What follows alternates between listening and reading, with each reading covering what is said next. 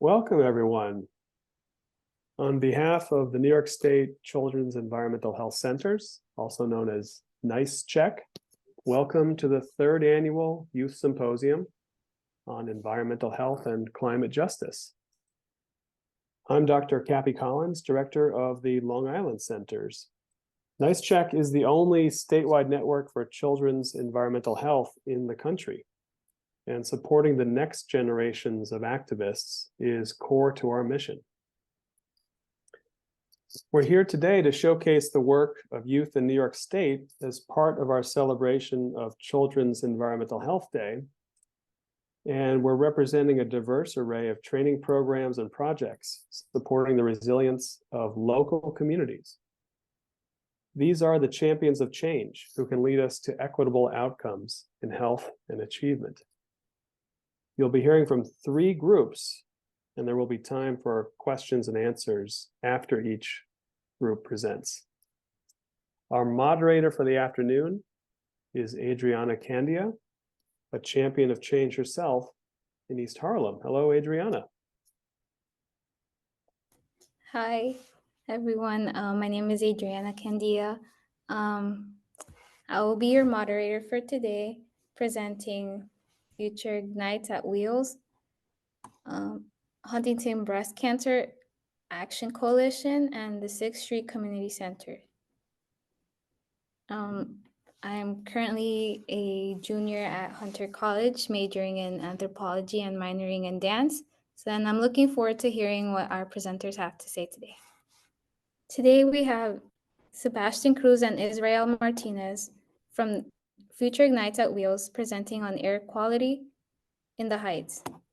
They are a program at their school developing leadership skills for BIPOC students at the Washington Heights Expeditionary Learning School.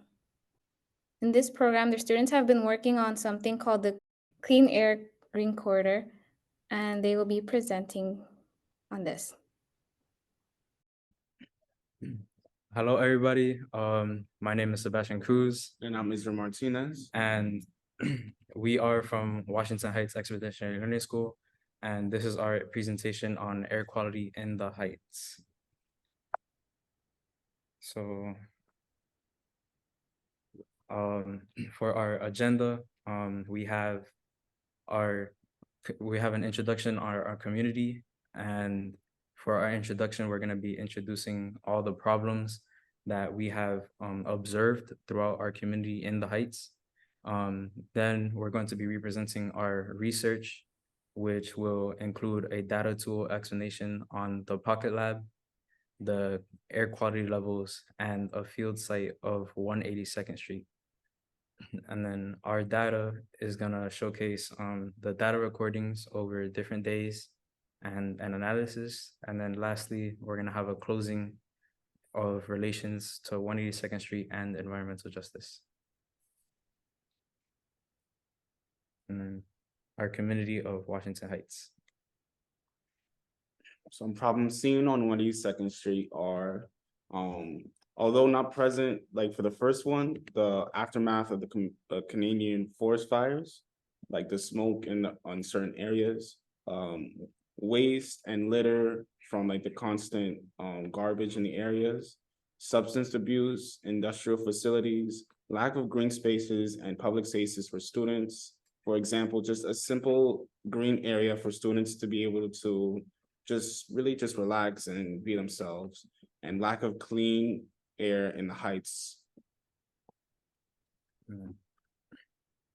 So in this slide, we have data that we've gathered from the New York City Environmental Health Data Portal.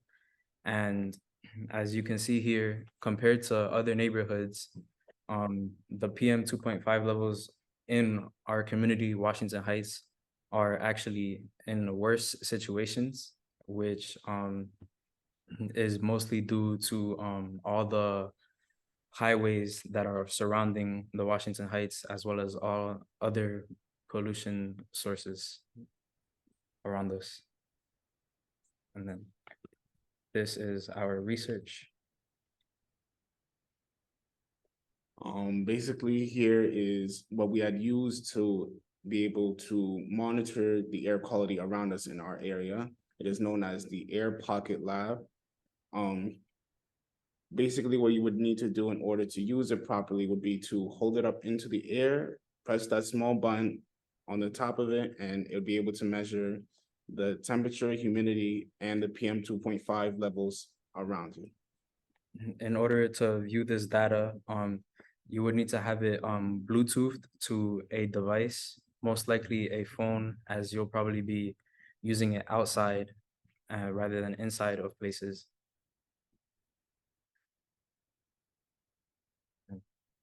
On this slide, we have the different levels that can be measured from the Air Pocket Lab. So from the AQI levels, it goes all the way from 0 to 301, and the various colors are representing how like bad it could go to. So there's a good level, there's a moderate, then there's like unhealthy for sensitive groups, and then unhealthy, very unhealthy, and hazardous zones.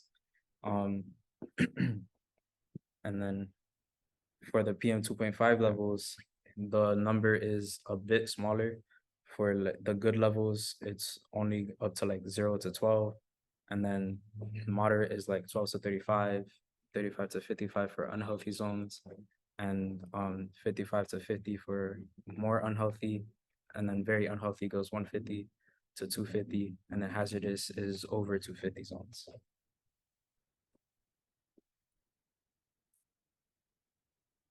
Here is like our usual route of 182nd Street whenever we're measuring the air quality around us.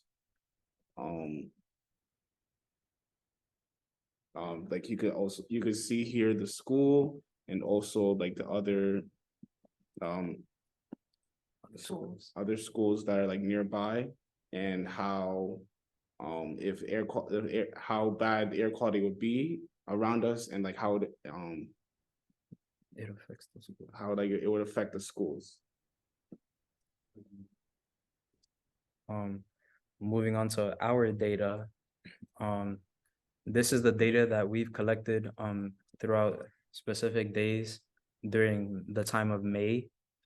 And so from May 24th all the way to the 31st of May, we've basically been gathering data by going through 182nd Street from the school down and back. And then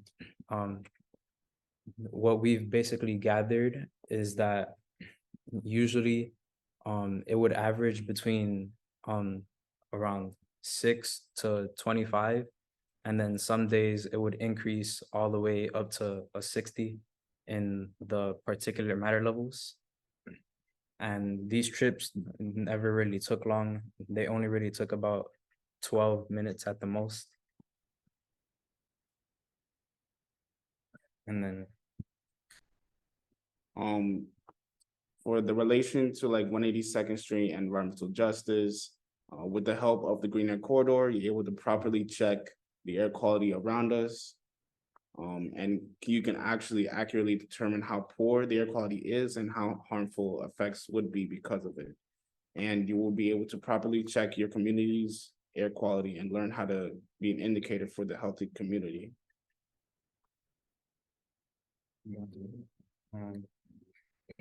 So thank you for listening to our presentation. And we also want to thank the New York State Children's Environmental Health Centers for hosting today's Youth Symposium, as we have this opportunity to basically represent the Washington Heights community about the issues with air quality. Right. Thank you, Sebastian and Israel, for your work. So I would like to start off by asking, how would you explain to others the work you've been doing and your involvement so far?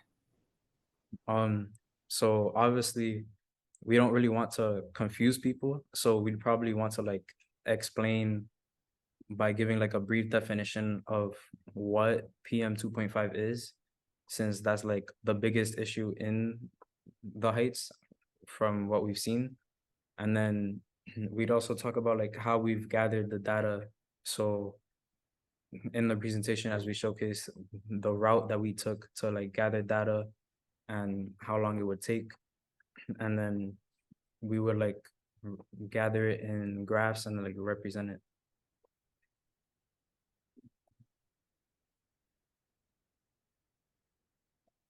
I think you like summed it up though. You're like, why is this important to you? Oh, wow. A major reason like why it's important to like everybody, like why it should be important to everybody would be because if you're like living in a community where you find it hard to breathe, you should like find out like a reason why and like how it would affect you and any other family members in your household or anybody in your community because no matter like where you're from, everybody's like has the right to have like breathable air that's like healthy to them. I agree. We are all impacted by the air quality in the city. Next question would be, what motivated you to be part of your current group? So my biggest motivation for joining the Green Air Clean Corridor and researching on air quality is because I used to do track and field, and so like I would like run a lot, and being in Washington Heights with all this polluted air isn't actually very good for runners, as it can actually hurt our lungs, especially for younger people who with still developing immune systems.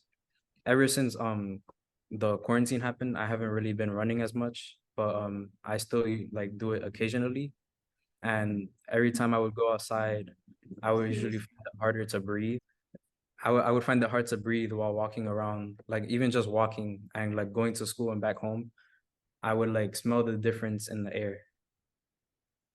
For me, my connection is just like the overall like relation to my own life because even though there's no busy highway, there is like still a busy street like right in front of my house. So like sometimes during when I'm coming home from school, there'll be cars running by and all the fumes would be coming up into the air and it makes it a little hard to like breathe. So I would have to like cover my face with either my sweater or like a rag that I would have just in case so I wouldn't like become like a little sick.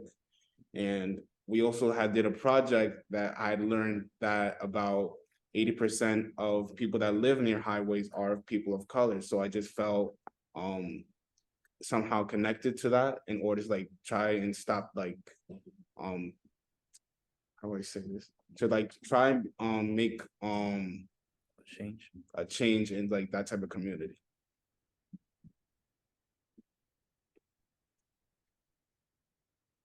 Thank you.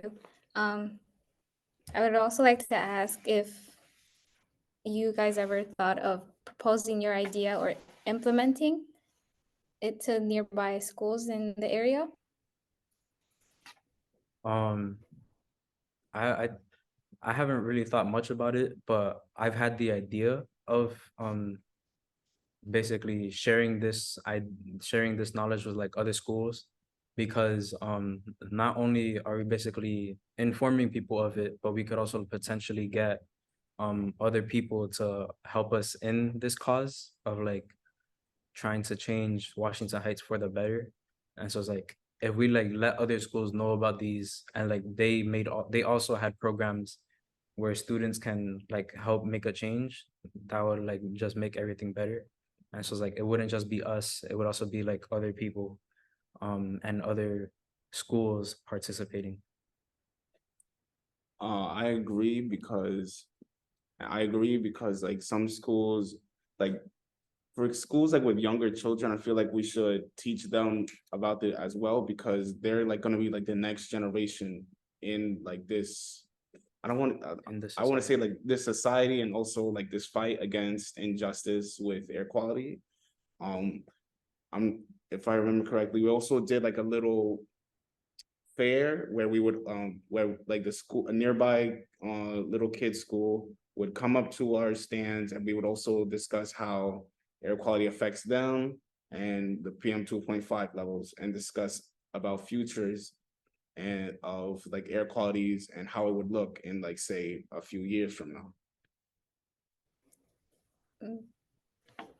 You're right in that I think we should educate and teach the younger generations, the students who will also be tackling these problems. And I like both of your ideas. So thank you for sharing. Thank you for giving us this opportunity to share our ideas. Thank you. Sarah, you raised. Hi, a really excellent presentation, and you so clearly expressed all of your ideas. And I really appreciated the personal perspective that you brought to it. Living in the community and experiencing poor air quality days or being outside and running.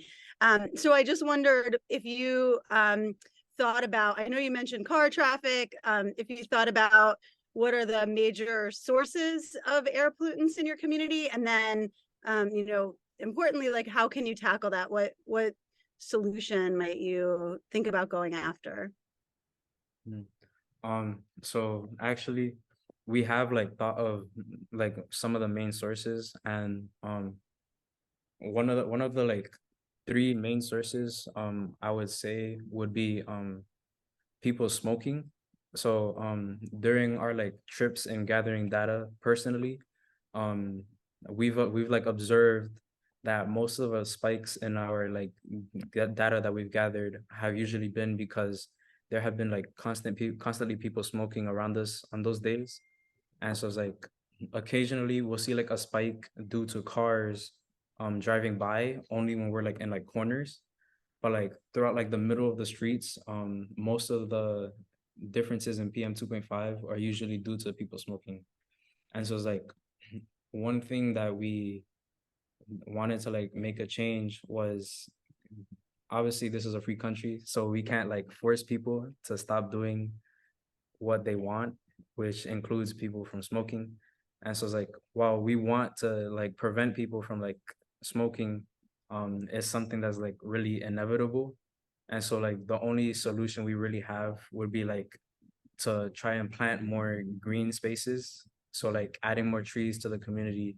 So like the oxygen that the trees release can basically help counteract all the pollution that is being released by humans.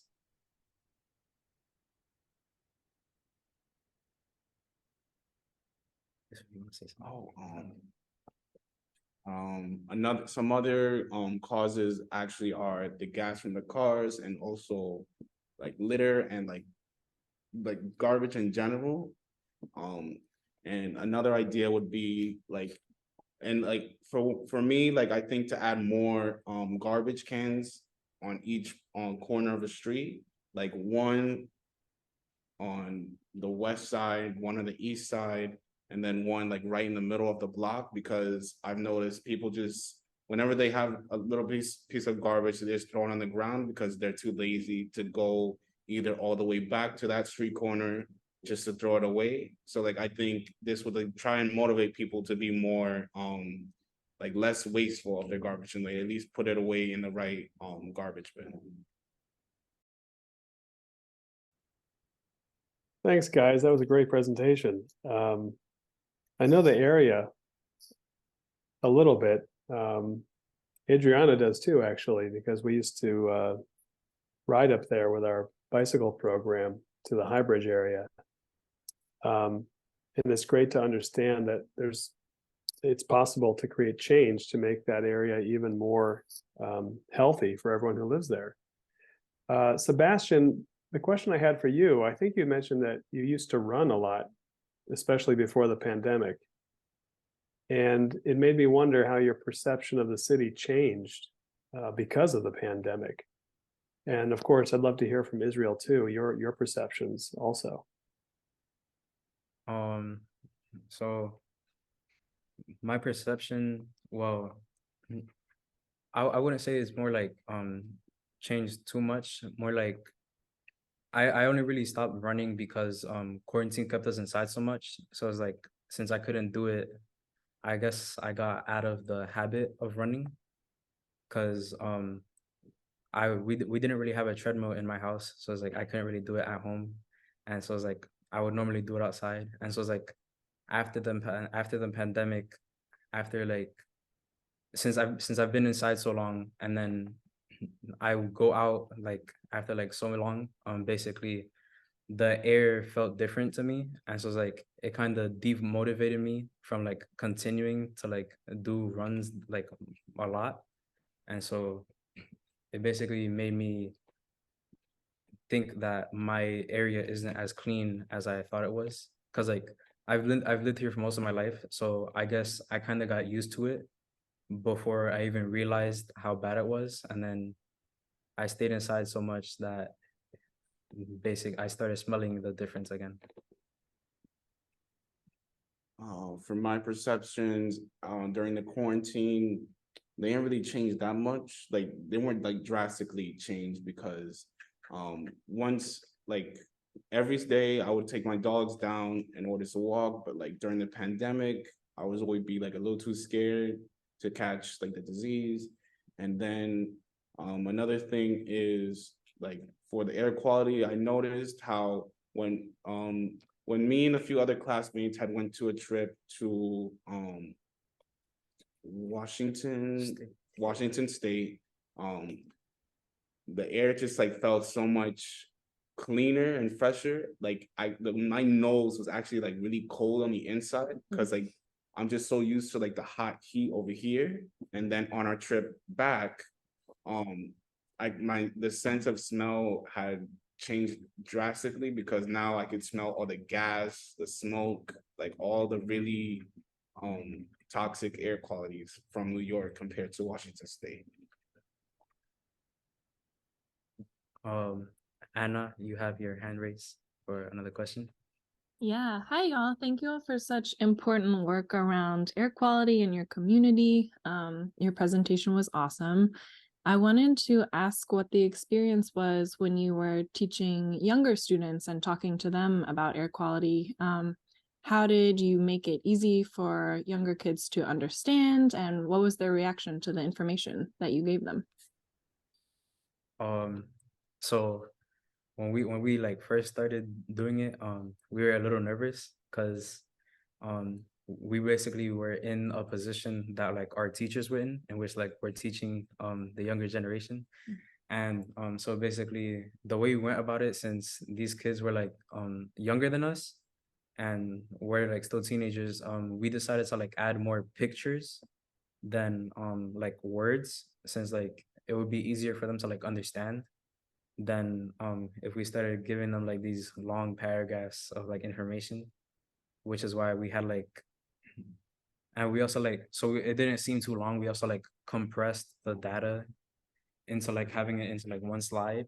So it's like they wouldn't, so it's like we would try to like, we also tried to put it like personally. So we put ourselves like in the situations by like talking about like how it relates to us, so like they wouldn't get distracted, because I know as a kid I used to get distracted a lot. And so it's like to like keep their attention, we would just like try to make it relate back to them and like back to us, so like they could also ask questions, and then like we would try to answer it the best we could.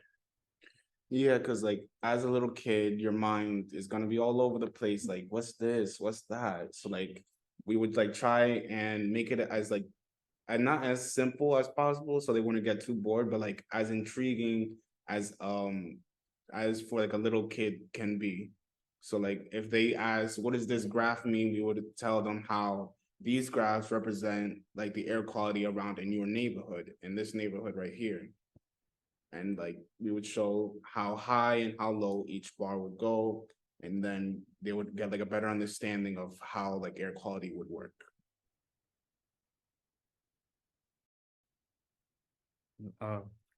If there are no questions, then thank you for our time, and thank you for listening to all our answers. Thank you very much.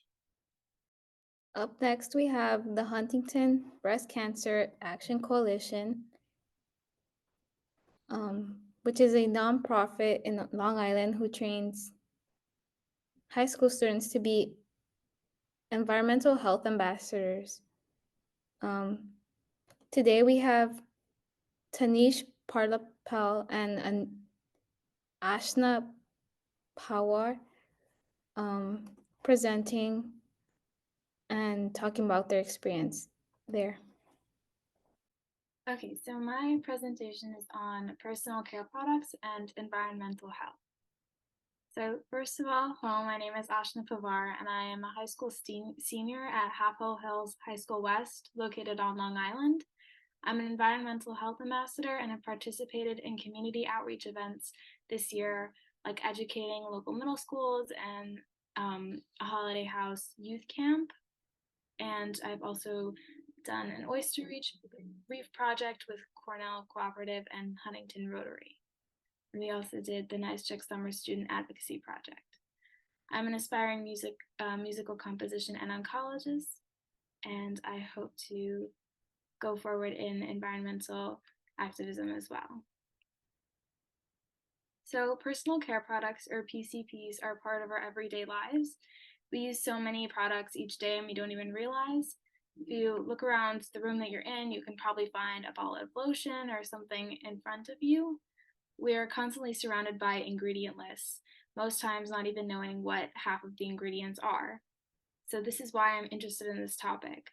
I use so many chemicals in my morning routine and I don't know what most of them are, and I'm not alone in that. And an interesting fact that I found was the number of products men use daily has nearly doubled since 2004. It's gone from about 5 to 6 to 10 to 12. So our main concern with personal care products is the daunting ingredient list. Some common ingredients you may find on these lists are formaldehyde, parabens, phthalates, triclosan, and oxybenzone. Formaldehyde is usually found in cosmetics for preservation, parabens in moisturizers and hair care products, phthalates in hair products as well, triclosan in antibacterial products, and oxybenzone in sunscreen. So the effects of these ingredients are serious health risks after extended use. Most of these products are endocrine disruptors, meaning they interfere with our body's production of hormones. This is especially true in the female reproductive system concerning pregnancy hormones when it comes to fetal development. Oxybenzone has even been found in breast milk from mothers who use sunscreen with this ingredient, according to the Environmental Working Group, or EWG. They're also carcinogens like formaldehyde and oxybenzone. So use of these toxic and filled products affects our world in more ways than we can imagine. It's more expensive to use healthier and greener ingredients, so for large corporations with high demand, it's easier to get by using these cheaper, more harmful chemicals. Aside from the human health risks, these ingredients cause harm to our environment, which will last much longer than we will. Triclosan, for example, has been found in drinking water and destroys aquatic life. It bioaccumulates as it moves up the food chain in fish and other sea creatures. Phthalates have been found to interfere with the endocrine systems of other animals and also inhibits development of certain wildlife.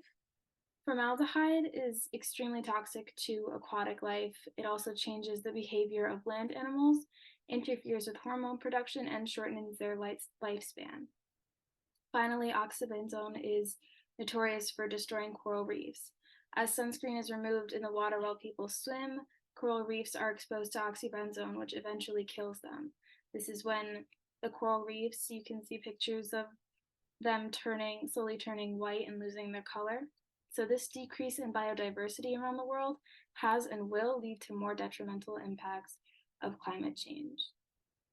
So others are affected by industries producing these products with chemicals by getting rid of the ability to make a switch to healthier products because of the price and availability. It's been found that in communities predominantly consisting of minorities, it is less likely for ingredients to be disclosed on personal care products. So there are a number of things we can all do to make a change.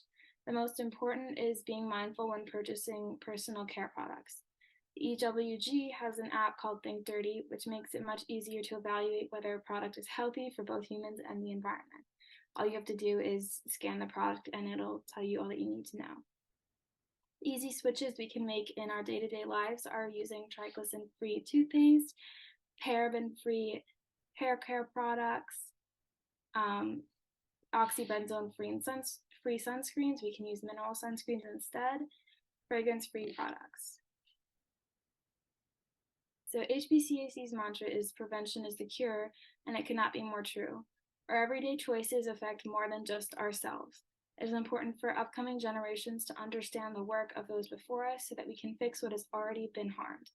By everyone making a change, we can all make a difference, and it all adds up. So educating others with HBCAC has made me more aware of my personal choices each day, and because of this, I learn something new every day. The environment is much more connected to our decisions than we may think. No matter how small our everyday, everything we do can impact the health of our environment, also known as the world for our future generations. Our personal health depends on the health of our environment, and it is our job to take care of it. Here are my references, and thank you.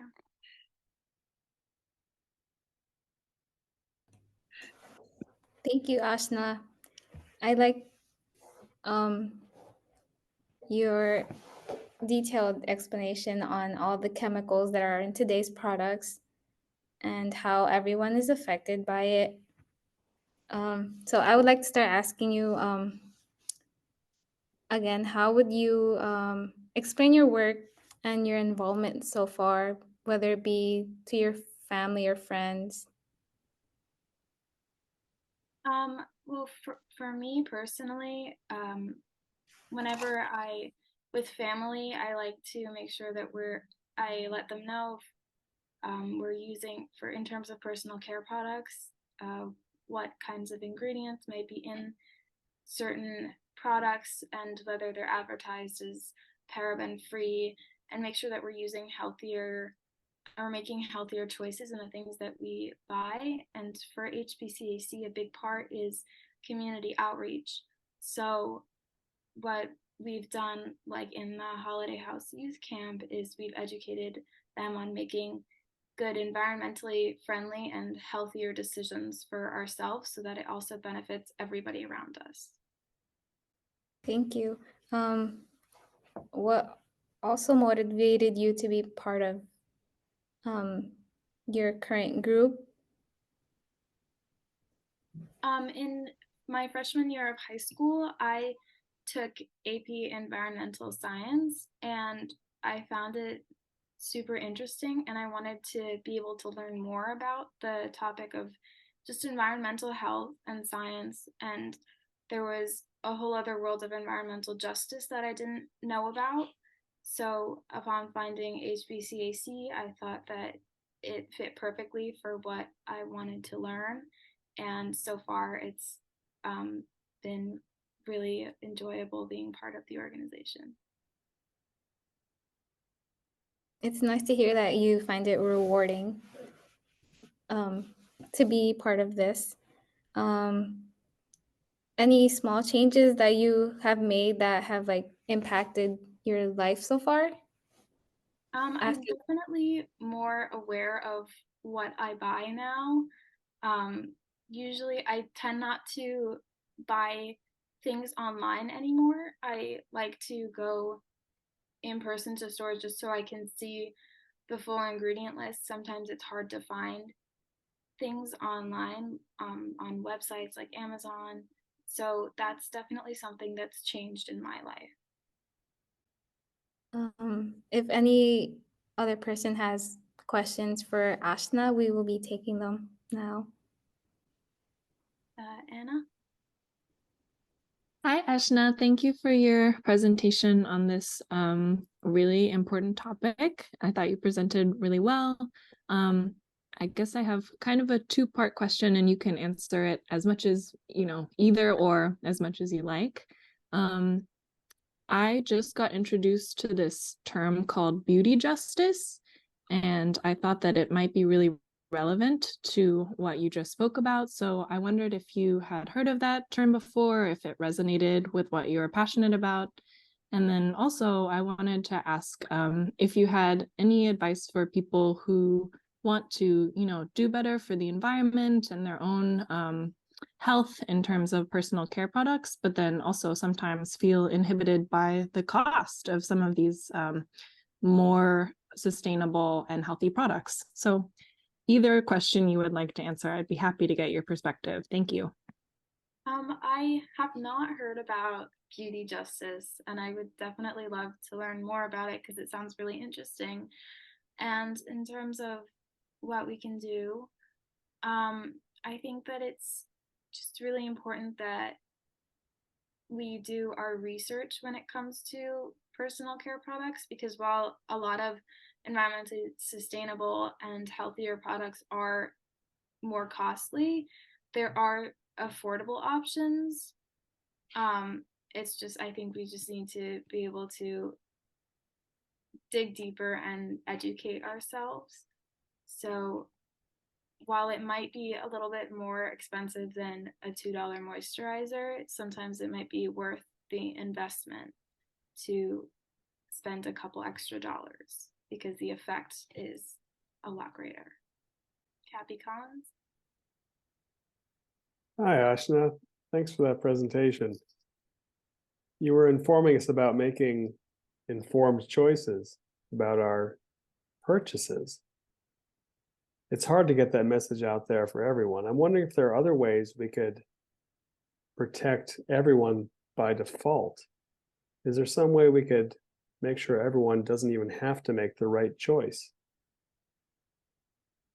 I think that, when it comes to these ingredients that I mentioned in my presentation, they all have pretty adverse health effects. So if being able to stop it at the root, like even the production of these products that include these ingredients, I think getting rid of that would definitely help.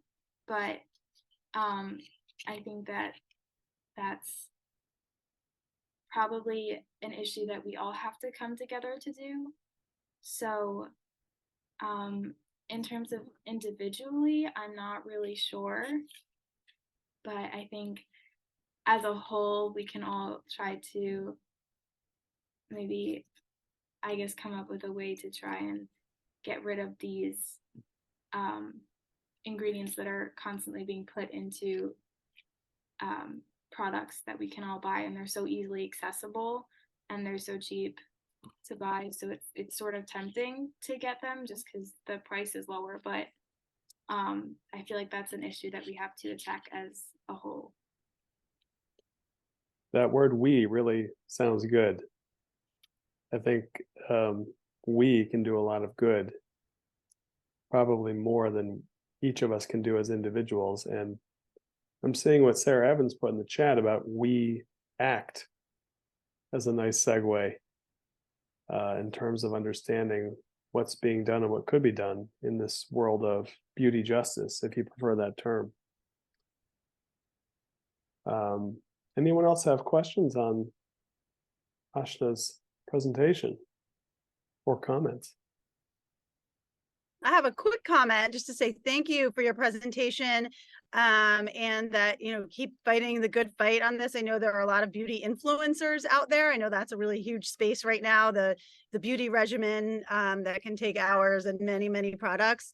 So to keep promoting these safer products or fewer products is really a great cause, I think, especially for young people who may be more vulnerable to the exposures.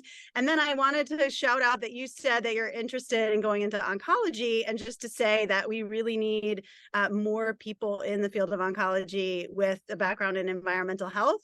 So I think this is awesome, and it's awesome that you're getting this training now and pursuing that. So congratulations, great job. Thank you. Izzy? Hi, yeah. Adding off of what Sarah just said, I think I'm a high schooler for 6th Street, right? And I was wondering how I can share this message with other people my age, especially because, as we just mentioned, there's harmful things in these products that maybe we want to be aware of. What's a good way for me to get the message out there, I guess, yeah. I think that for me, at least, I know that personally, I like to send my friends articles when I find them. So that's just something that I do, but I understand that some people may not want to sit down and, read a whole article about personal care products. So I guess just when it's relevant, having these conversations are important. And even just out of the blue, sometimes it's nice to tell a friend, hey, these are some things that we should avoid. And around the summertime, when we start seeing all these different like sunscreens advertised, all the summer stuff starts to come out. It's important to let each other know that this brand may not be as environmentally friendly or even friendly to our bodies. So yeah, and I think that Sarah Evans also said something about beauty influencers. Just when sometimes I've seen products promoted that may not be as healthy for us or the environment. So I think just being able to point that out can do a lot of good. Great questions, great conversation. We should move on to our next presenter, Adriana. Tanish, if you're ready. Yep. Hey everyone, I'm Tanish. I'm a high school senior at the Morris County School of Technology. And today I'm going to be talking about mitigating contaminant mobility in a changing environment. So I'm an environmental health ambassador with HBCAC, and I've been given the opportunity to work on a couple of projects with them. So the NYSCHECK Summer Academy Mount Sinai's database project for tracking environmental exposure's impact on health. And which is what I'm talking about today is Stony Brook's work, looking at the spread of contaminants from storms impacted by climate change and how we can mitigate their effects. So if you couldn't tell already, my work deals specifically with the intersection of technology and environmental health. So essentially how we can use data and technology to better understand our environment, public health, and the measures we need to take to reduce carbon emissions, pollution, and ecosystem destruction.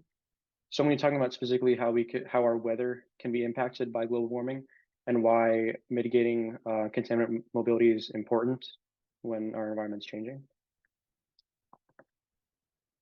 So as we've seen throughout these past few years, the rate of extreme weather events such as flooding, droughts, and wildfires has been increasing. And this may be the result of our changing environment. But how does climate change relate to extreme weather, and what does that mean for us? According to a UN report, between 1980 and 1999, roughly 4,000 major natural disaster events occurred. And this number nearly doubled from 2000 to 2019, totaling over 7,000 disaster events that claimed millions of lives. And the frequency of natural disasters has been increasing alongside greenhouse gas emissions. So as temperatures on our planets increase, weather patterns and water cycles are disrupted, paving the way for hurricanes, tropical storms, prolonged droughts, and other extreme weather events. And these disasters pose direct public health risks. So heat waves, for example, can induce heat exhaustion, heat stroke.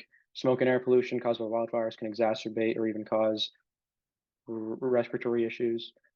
And on top of these, there are other and even potentially even more serious issues that our changing weather presents. Flooding, for instance, not only leads to drowning, but can also contaminate water supplies with pathogens, which can increase the risk for waterborne diseases. So in general, warmer weather creates better living conditions for infectious diseases, which poses obvious public health risks. Through HBCAC, I got to work as a research assistant under Dr. Melker, and my team was responsible for tracking contaminant concentration over time in groundwater to see if extreme weather events could cause an increase or a decrease in the dilution of chemicals in groundwater. And in the case of the data I was looking at with Stony Brook, we took a look at Superfund sites specifically, which are polluted areas caused by waste dumps. Before it was made illegal, manufacturing facilities, processing plants, mining sites, they would dispose their toxic waste in landfills and bodies of water like lakes, rivers, oceans, which disrupted aquatic ecosystems and also contaminated groundwater. And combined with tropical storms and flooding, these contaminants can be mobilized, making them a lot harder to get rid of. So my job involved analyzing the weather data given to us by the Department of Environmental Conservation to find discrepancies or spikes or declines in the volume of a particular chemical in a sample.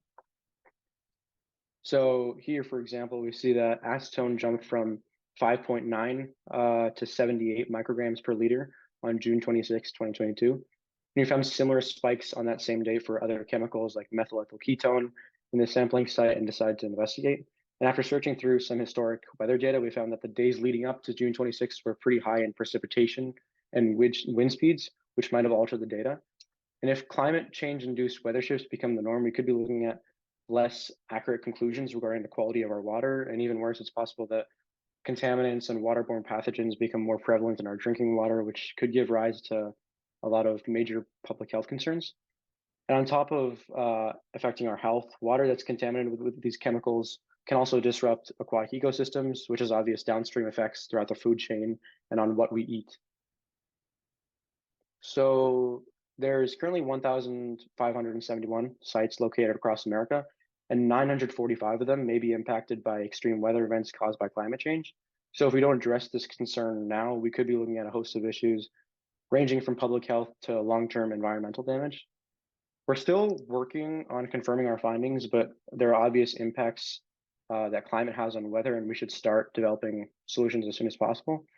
So this entails increased awareness, specifically in vulnerable and developing communities, and proper preparation for disaster events, and widespread green infrastructure adoption that can reduce emissions in the long run, because that's the root cause of extreme weather.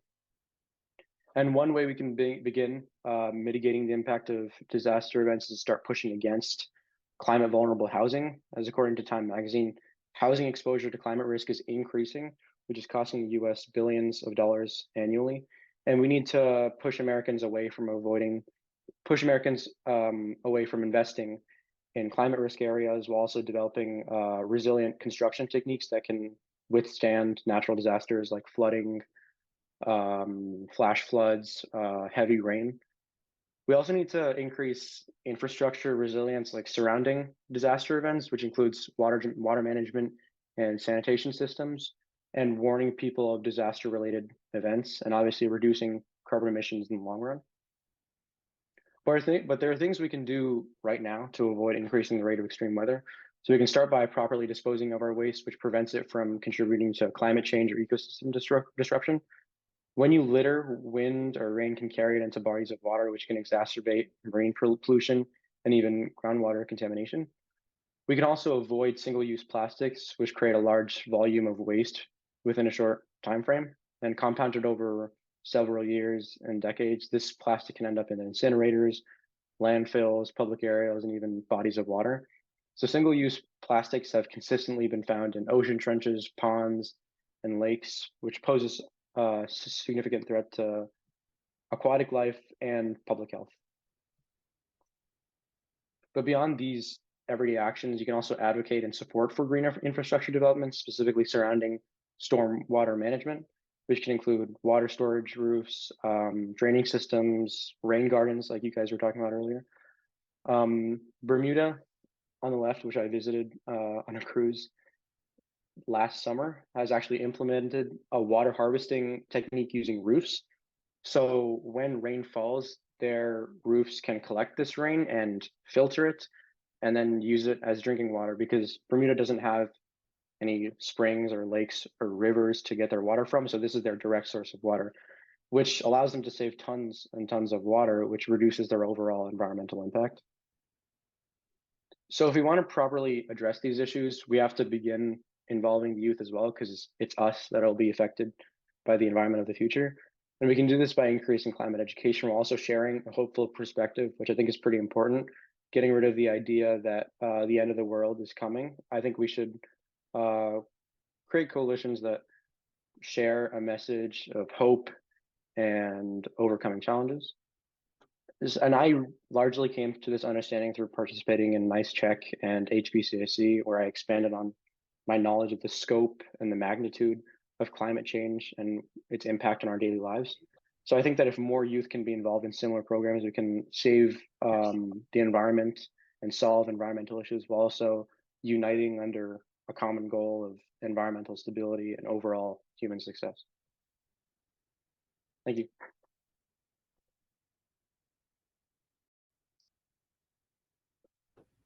Thank you, Tanish. Your work reminded me of something similar that I have done here in New York, where we proposed, well, we've seen bioswales as a form of resilience in the city, and your presentation is clear that we've seen the climate change happening to our Earth, and I would like to ask you, how would you explain your work to family or friends? I think this year specifically, we were kind of exposed to extreme weather a lot more than previous years. So there was a lot of heat, a lot of air pollution, especially because of the Canada wildfires. A lot of rain during the summer, which was really, really annoying because I like running too, and that kind of sucked. So I think talking about that specifically and then relating that back to environmental efforts is really important, because I think that if we can relate it back to people's daily lives, then it's a lot easier to bring up like how it relates to the environment and what we can do to avoid these things, because they are really inconvenient. I think something I like to do is tell people that I'm into computers, and what that means for me specifically is helping the environment using my interests. And Adriana, before you ask your next question, I have a quick question for you. Could you explain what a bioswale is for those who may not know? A bioswale would be like a natural sponge consisting of trees, bushes, flowers, other plants that can potentially absorb that rainfall water that would either way go into the river and overflow the sewer system. Thank you. I would also like to ask you, Tanish, what motivated you to start or be part of the program? This answer is going to be kind of similar to the last one, but just because I'm interested in engineering and computer science, I realized that I could have an impact on the world while also doing what I like. And I think like that message in general is really important to spread around, because the environment, being part of environmental efforts doesn't have to be boring. Like, it wasn't boring for me at all. When I was younger, I kind of thought environmental change and being against climate change and global warming was a little esoteric, and I didn't think I would want to be involved in that. But when I realized that you could use your specific strengths and skills and interests to be part of change, I realized that we can get a lot of people involved in this. We just have to create positions that really tap into people's genuine interests. So that's how I got involved. Thank you. You both, Tanish and Aashna, are good examples that you can use both different skills and interests to combat climate change and other things affecting our environment. If anyone has any questions or comments for Tanish. Hey, Tanish, how can we get all of you kids that have spoken so far all around the state? I think we have to rent a bus. We'll figure it out.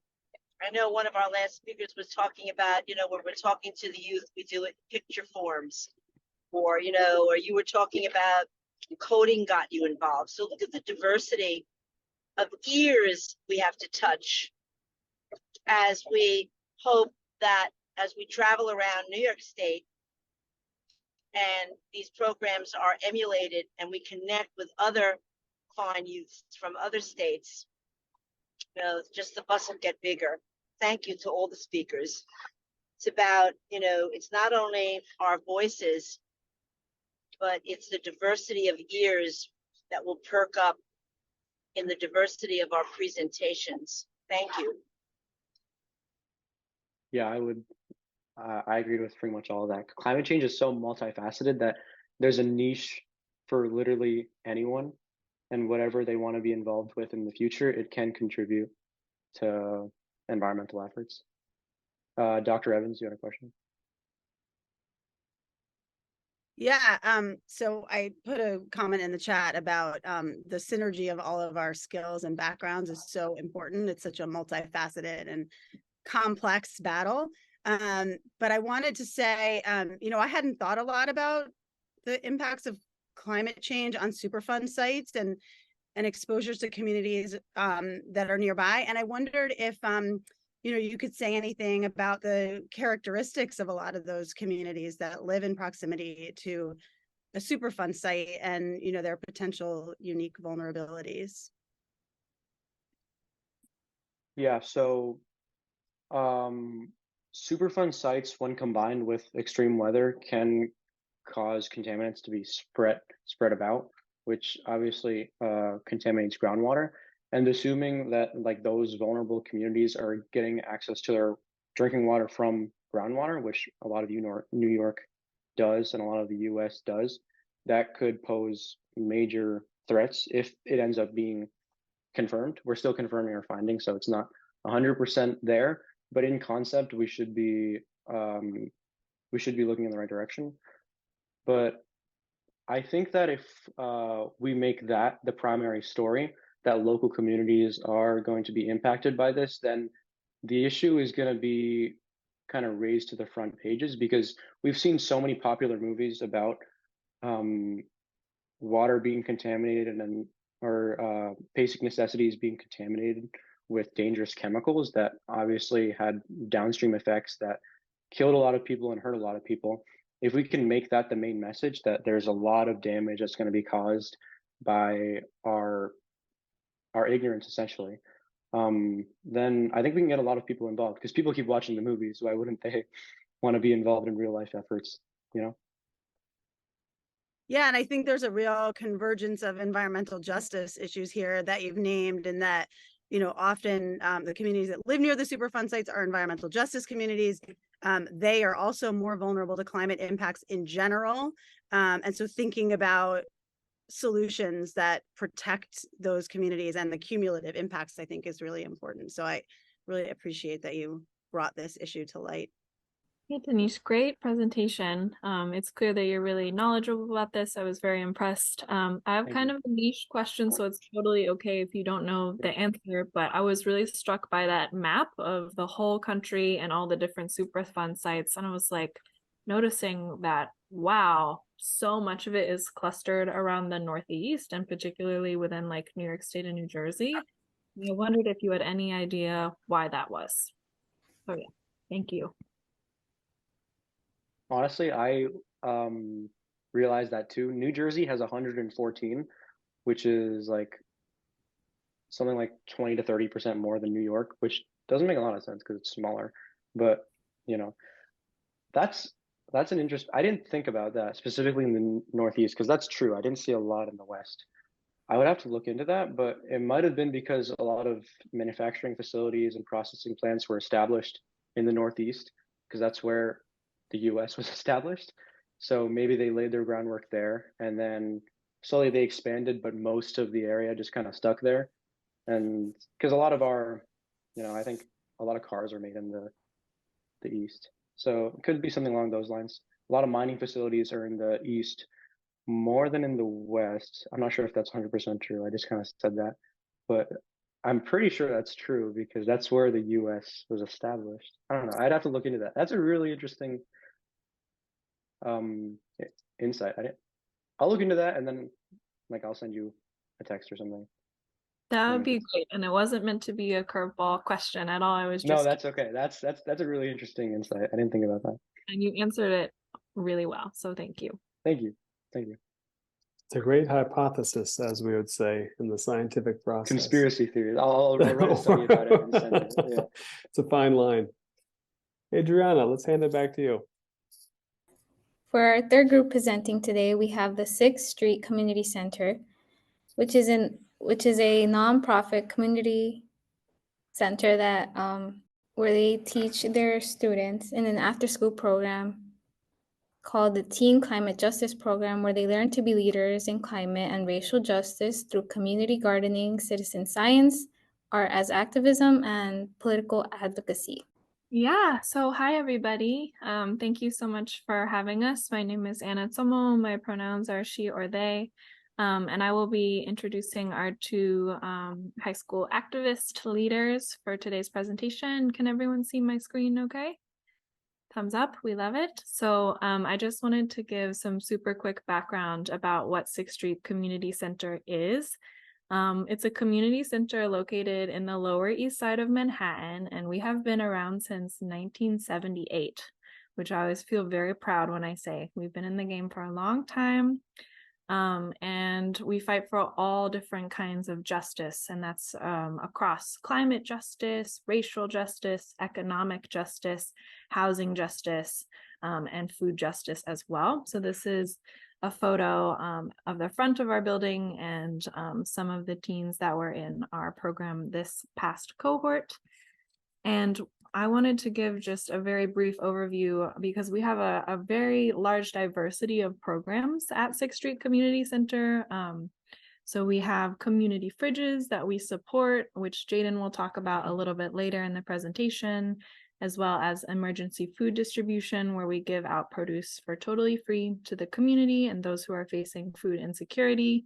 We also have a mutual aid cooking project. So we have a community partner called Evie Loves NYC, who makes 2,000 meals a week to give to our food insecure neighbors, which is incredible. And that's because we have a commercial grade kitchen in our center. We also have a farm share program where a farm upstate New York brings fresh organic produce to the community for sliding scale rates.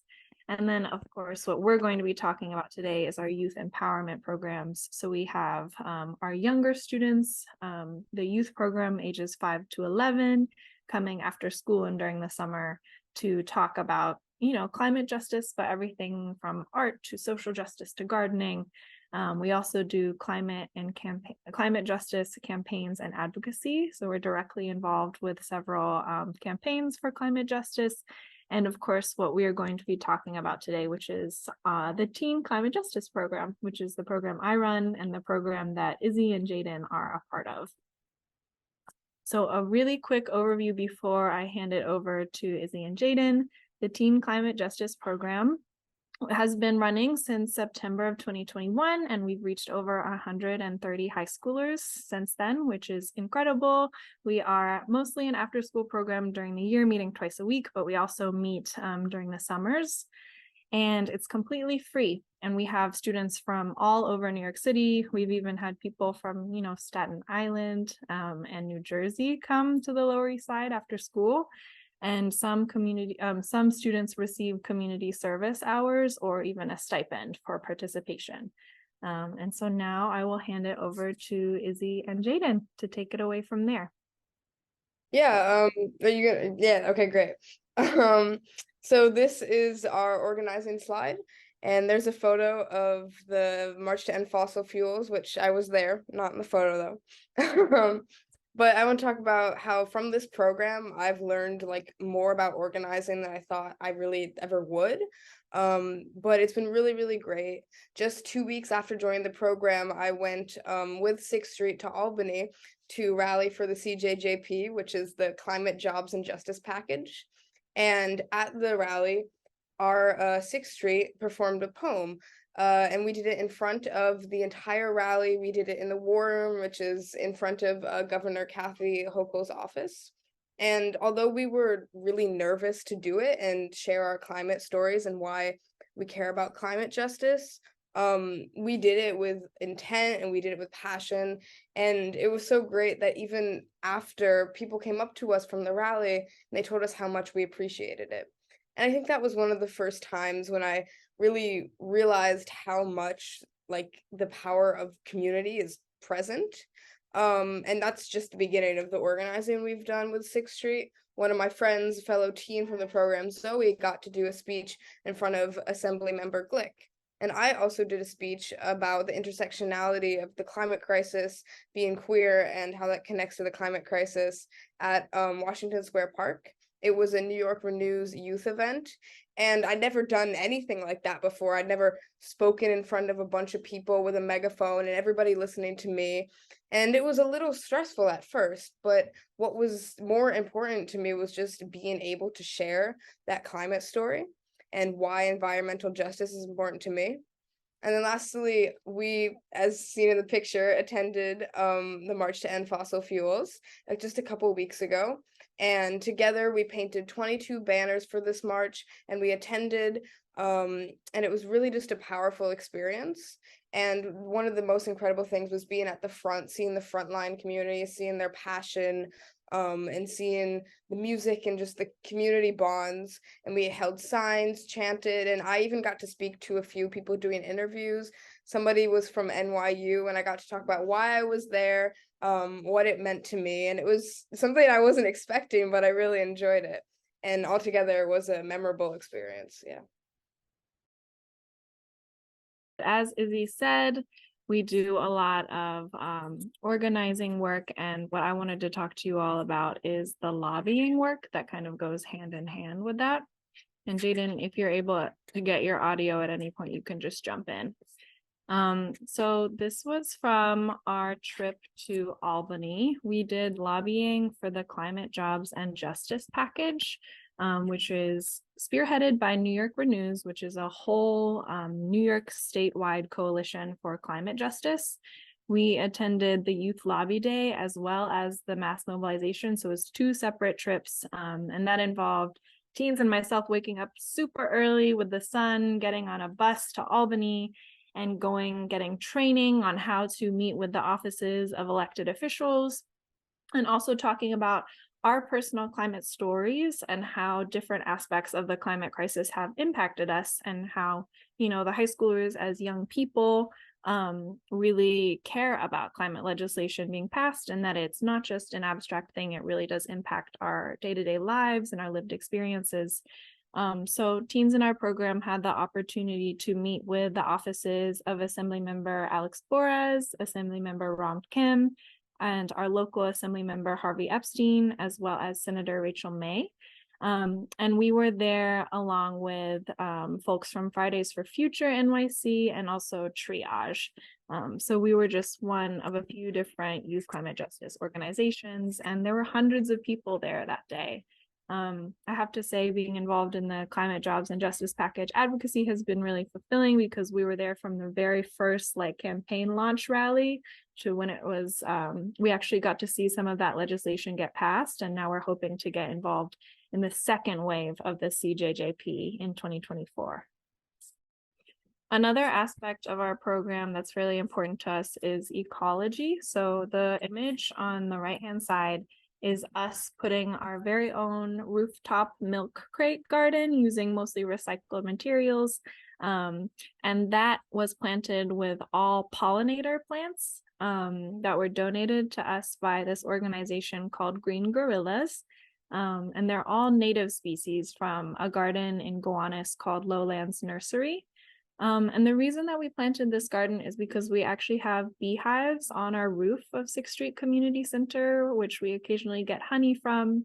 And we were trying to support the bees with flowers that they could pollinate, and also just, you know, try to take care of our local ecosystems. We also have done gardening at 6BC Garden, which is a beautiful green space that's right next door to the community center. We were there just last week, weeding and laying out compost and trying to, you know, foster a sense of care for the green spaces that we visit anyway. And we also have done work at the Wild Project, which is a local sustainable theater space that focuses on marginalized voices.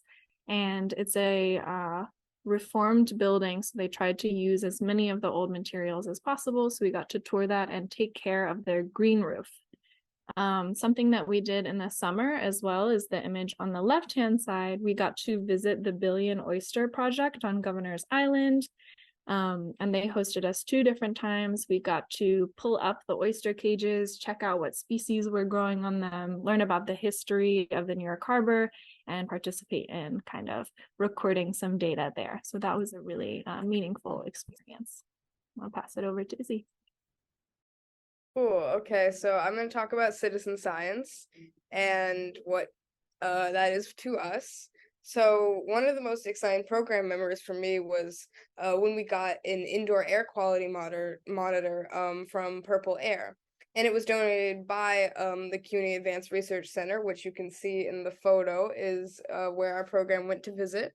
And on the right side, there's a photo of our air quality sensor, and it shows how we can see the air quality in real time. And when we were visited and we got the air quality sensor, I even got to do a virtual reality tour of the CUNY Science Research Center, which was really, really cool to see like what went on there through virtual reality. And we learned how to track the air quality. And since then, I've had the chance to record it myself, because each program we try to give another teen a chance to record it themselves, learn how to use the app, the website, and then we have like a tracker that is also in that photo, very, very small.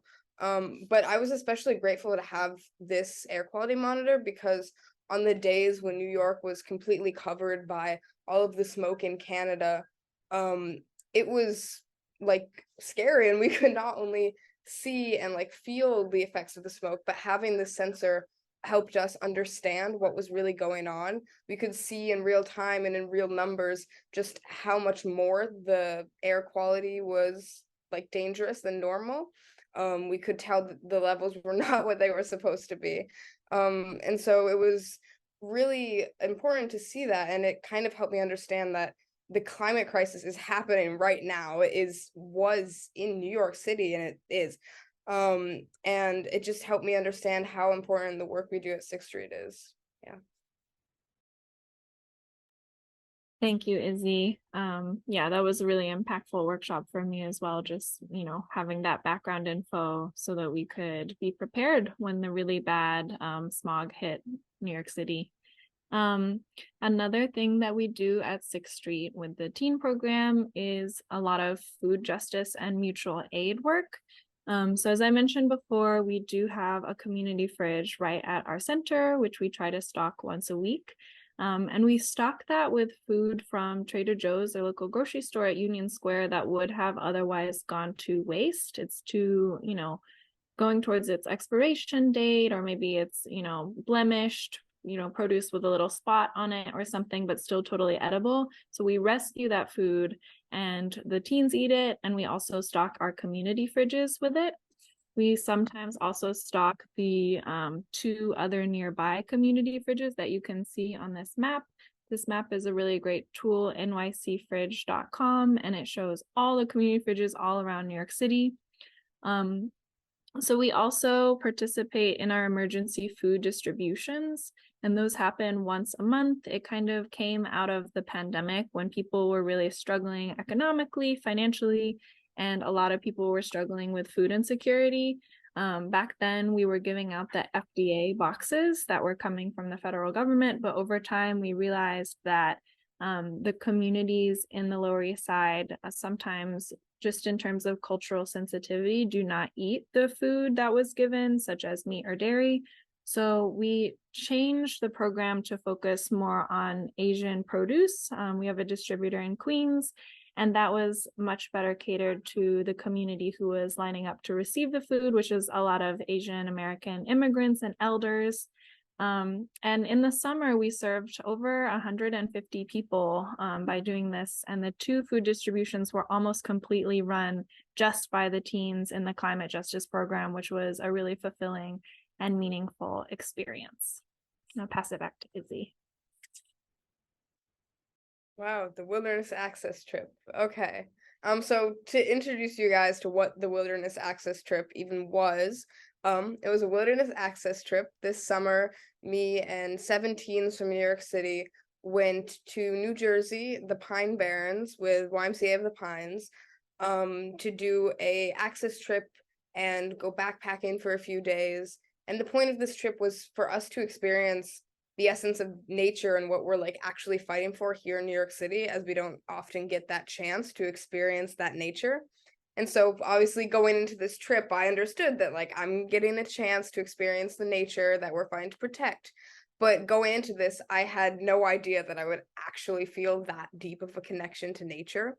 And I never had felt so comfortable being outside all day, every day. And then I never felt cleaner after swimming in this river that's right behind us, because we had been hiking for just 4 miles the day before, and we were really, really dirty. And after that, it was such an awesome experience to be able to go swimming in this little river. And still, after all of that, after all the hard times and challenges that we went through, it was awesome, and I loved every single part of it. And the trip it was so awesome that like I got so close to all these people. As Jayden talks a little bit about possibly, we had to really interact with each other because we were just with each other all the time, and it was really wonderful. And at the end, it was like really hard to say goodbye to everybody. And yeah, this trip is really difficult to sum up because it meant so much to me, and I think it meant so much to all these people. But it definitely helped me to feel hopeful for the future and see the power of community and what we can do to help the climate crisis together. Yeah. As Izzy said, I also went on the wilderness camping trip. It was like a great experience. And to me, the reason why, because we had no phones. And, you know, in this generation nowadays, teens cannot like really last without like their phones for like 24 hours. So to say that we actually went without our phone to 3 days is kind of insane. But with our group, we made it work, and it really like we made like unforgettable memories. We made bonds that can like last forever. And this trip was also important to me again because like it really shows what you can do without sitting in front of a screen for like 24 hours on a day. Because being off your phone, it like forces you to like go talk to people, and like which really ended up making it effective. Yeah. Thank you both so much. And I just wanted to give Izzy and Jayden an opportunity to share any last thoughts or takeaways from what the program has meant for you all before we go to questions. Go for it, I Izzy. can talk a little bit about it. Initially, I joined this program because I had to get community service hours for school last year as a sophomore. But it ended up being so much more than that. I am so grateful that I happened to find this place just because of luck, because Anna was so nice and reached out to me right away. And it's become so much more that I come back this year, and I think it's helped me grow like confidence. It's helped me feel more independent, and it's also more than anything helped me have this like awesome sense of community, and I've made so many great friends. So yeah. Thanks, Izzy. Jayden, do you have any last thoughts that you want to share about the program overall, your experience in it? My experience in this program has definitely been good. I think I met a lot of new friends, found a lot of new things of like the climate justice and climate crisis and all that stuff. But I think Izzy pretty much said what I wanted to say. So. Thank you so much. And we'll take questions from Adriana in the crowd now.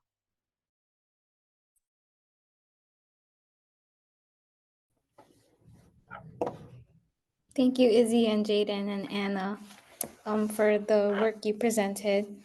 I was struck by the community organizing you guys did, and how that can bring people to power and just inform elected officials on the problems that we want to resolve in our area. So I want to start by asking, how would you explain to others your work, or how would you get them involved and started in your program? That's a good question. Jayden, can I go first? Is that good? Oh yeah, you can go first. I don't mind. Okay. Yeah, no, I've always talked to like my friends and people around me about this. I used to say, "Hey guys, I'm going to community service." Now I'm like, "Hey guys, I'm going to 6th Street," and most of my close friends know what that is. But yeah, no, I talk about like different events that are going on. Recently we had the March for Fossil Fuels, and my friend Simone, who likes to be involved in this stuff but doesn't have the time, which is understandable. She came to the march, and it was really cool for her to like see like what this community is. And I'm really happy to get to be able to talk about these things with my friends. There's definitely like ways to get involved at school, I know. But yeah, I think mostly just talking to people about it, and especially when there are certain events that people can go to, just like reaching out and asking like, do you want to come to this thing, I think is really important. Yeah.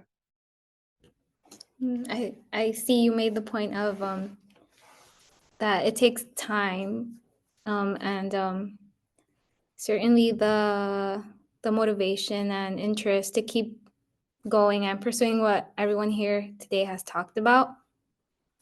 I would also like to ask, how do you stay motivated in the work you're doing so far? I usually stay motivated by talking to my friends about it. Like I have a ton of friends that are involved in the climate justice program. So I usually just talk to them, stay motivated. I also like talk to my parents about it, family members, and I also like look up like articles about it. And that's just me. I don't- Yeah, I totally agree with you, Jayden. Like for me, it really is oftentimes like coming to 6th Street and like talking with all of my friends and talking with all these people, because it's firstly very uplifting to see people that understand what's happening, but also people that care so much about doing something about it. And I think it can be like very overwhelming if to feel like one person, right? Like it's hard to just, feel like you're doing a lot when you are, maybe like, I don't know, changing those parts about your life and stuff like that. And it can feel helpless. But when you are like with other people and going to marches, where this most recent one was like 75,000 people, and just hearing that and like not even be able to picture that is like, wow, there's that many people like supporting us and supporting what we're doing. And just like having that always, like, there's always gonna be somebody to go to. You're not gonna be fighting this fight alone. Also the motivation for me is oftentimes that climate change is already happening. It's already affecting a lot of people. Something I've come more and more in terms to realize is that I get the chance to like fight for climate justice and environmental justice just because I care about it. But a lot of people, it is just because it's affecting their lives already and they need to. So yeah, I think that's also very motivational, that it's like an important thing to be fighting right now. If anyone else has questions for Anna, or Izzy, Jayden, Dr. Cappy. Hi, Jayden and Izzy. It's inspiring to hear about the work you've been doing. I was thinking about the trip you made to Albany, and I can relate to that excitement that comes from actually having an audience with people who can change the way things work and affect the way people's lives can be, more healthy. I'd love to know your honest opinion about, how much faith or, how much optimism you have in using this political process to actually make change that matters. I mean, Jayden, you were at the first Albany trip where we did lobbying, so I don't know if you want to talk about that first, but I also have a thing I can talk about as well. No, you can go first. I'm trying to think about how I would answer that. Okay. Well, I wasn't at the first lobbying trip, But recently I went to a triage boot camp, which is like a neighboring organization that also focuses on youth environmental justice. And there was a council member there who came, Christian Gonzalez, and she was really, really inspiring to talk to. We got to ask questions, and she's somebody who is a very young person in our New York government, and she started just by like organizing and doing the stuff that we did. She told us that she got into climate justice around the same age that we are, so like 16. And it was really inspiring to like hear her and like have like somebody who really is for the people in our government. She's didn't take any like big donations from huge corporations, and she really just focused on like being for her communities. And that gives me some hope that there are these people in our like system, and I think that we do have the power to make change, especially with like these numbers of people. So yeah, I think that's really what I try to keep in mind. Dr. Evans, go ahead. Sure. So I'm so impressed with the work of 6th Street and the work that you, Izzy, and Jayden both just presented, and how you really showed us how impactful it's been for you. And I'm just wondering, what do you want to do next? And kind of like where do you think these experiences are bringing you in the near future? That's a really good question. Thank you. I think one of the things that I mentioned that I would definitely like to continue is like maybe doing more speeches and public speaking and stuff like that. Like I had that one great experience, couple great experiences actually, because I did the poem in Albany as well. So that's something I feel like I have the confidence to do now. It's something that I would like to do in the future. Yeah, and another thing, I just like to keep staying involved in it. Always coming to 6th Street and yeah, talking to more people about it. And I love gaining all of this knowledge that like coming into this, I knew a little bit about climate justice. Now I know the difference between climate justice and environmental justice. But yeah, coming into this, I knew a little bit, but I always keep learning. Like even after being in the program from this long, I am still learning things because there's always so much to learn and so much to be able to do. So just, continuing that is something I want to be doing. Yeah. Well, I think you're an awesome communicator, and communication skills are so important in this fight. So keep it up. I think that's really, really impressive. Thank you. Okay, for the future, that's a question. Wow, that's a question. For the future, I mean, only time can tell me. I personally don't know what I'm gonna do, but I don't know. I don't know. I can't find a better way to answer that. I honestly don't know. There's no pressure behind that question at all. I didn't mean for it to be a question that induces stress. I mean, I have no answer on that. I'm sorry. I think it's totally good not to know where you want to go next. Yeah, that's totally understandable. I just kind of said I want to keep coming to 6th Street and doing all of that stuff. So yeah, Jayden, I hope you come back. I agree with what you said. Yeah. I'd like to thank again all of our presenters and our moderator. It was another wonderful showcase of so many of the projects that are going on around the state. And I want to express my personal appreciation for the youth who are leading the way towards a better future. Thank you for joining the Youth Symposium. And we hope to see you again next year and hear about some of the updates to all of your great work. Take care, everyone.